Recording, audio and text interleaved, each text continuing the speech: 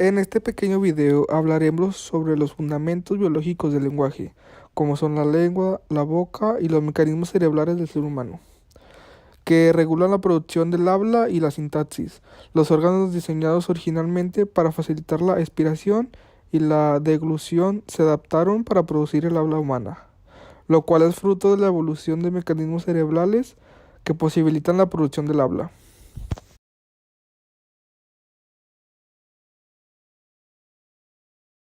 Médico, anatomista y antropólogo francés.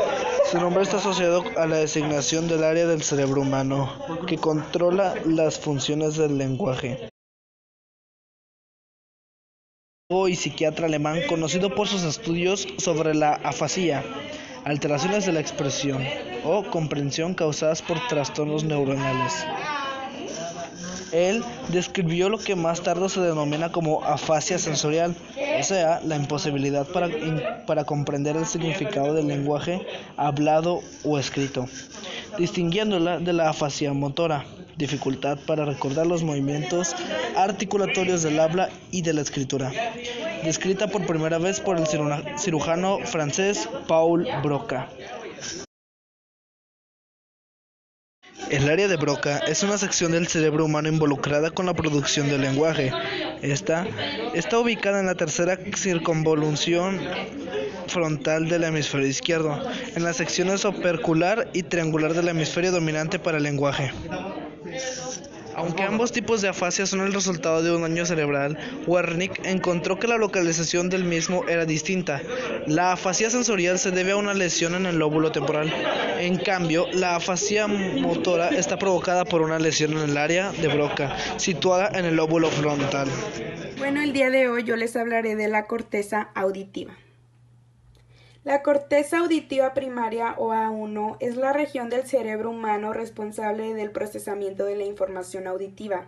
Este se localiza en el lóbulo temporal, concretamente en las circunvoluciones transversales o el área de Helch. El área de Helch sería este y este es el lóbulo temporal. Aproximadamente corresponde con las antiguas áreas de Brodmann 41 y 42.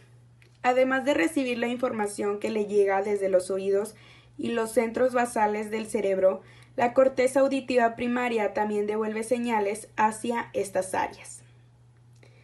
La corteza auditiva es la unidad cerebral del procesamiento de sonidos más organizada. Esta área cortical es crucial para la audición y, en los seres humanos, también para el lenguaje y la música.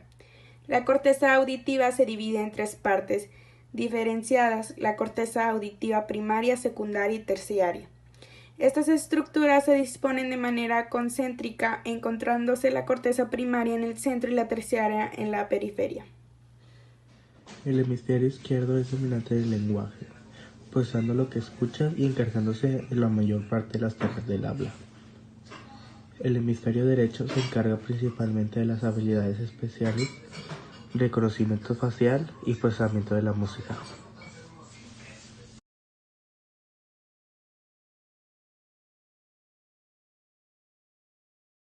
Lo que yo aprendí acerca de este tema fue que es importante conocer las diferentes partes del cerebro, ya que estas nos ayudan a...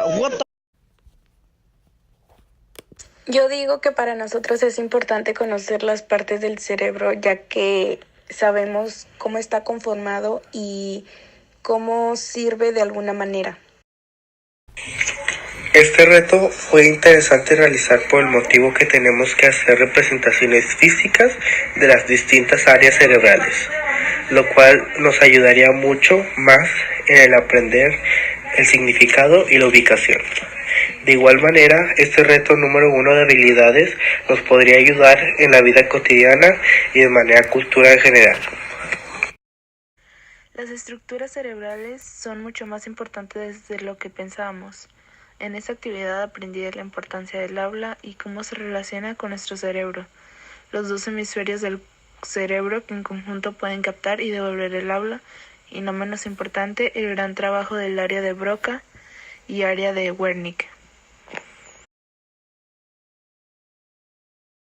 En esta actividad aprendí que el lenguaje es una habilidad que consiste en el uso de señas, señales, letras o otros sonidos que nos permiten comunicar ideas, emociones o hechos concretos de la vida cotidiana. También aprendí que para comunicarnos mediante el lenguaje, nuestro cerebro tiene zonas específicas que se activan y trabajan para producirlo y comprenderlo.